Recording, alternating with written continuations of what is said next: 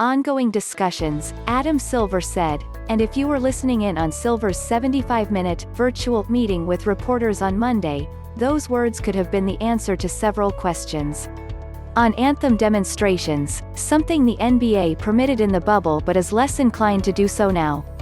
On marijuana testing, which will be abandoned for this season, and perhaps permanently. On what to do if COVID-19 infections become too disruptive, compromising the integrity of what could be the most volatile season in NBA history. Like so many other organizations, we'll no doubt face our share of issues as we continue to operate through the pandemic, Silver said. But we're looking forward to getting back to work. On Tuesday, the NBA will do just that, kicking off a 72-game season that will be played in largely empty arenas.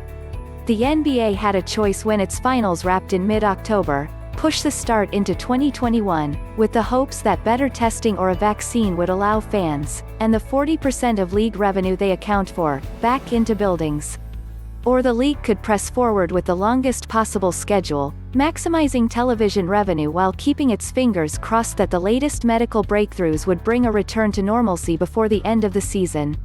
The NBA chose the latter, and assumes all the risk that comes with it.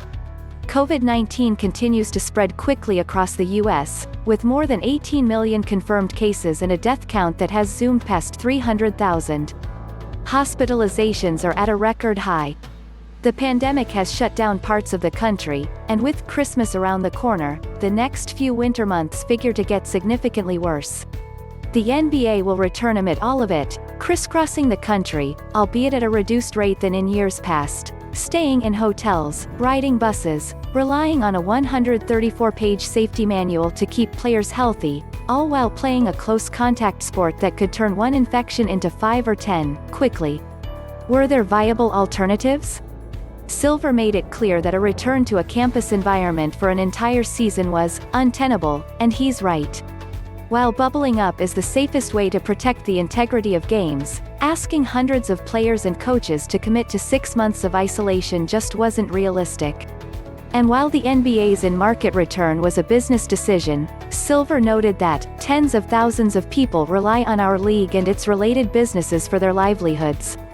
Still, among the ideas floated in recent months was creating bubble pods, short-term, secure regional environments that, in at least one iteration, teams could enter for a month or so, followed by a 2-week reprieve. On Monday, I asked Silver, how seriously was that scenario considered? Pod play doesn't necessarily mean bubbles, Silver said. It often is used just to mean more regional play, and if that were the case, we'd be dealing with many of the same issues in terms of travel and players living at home.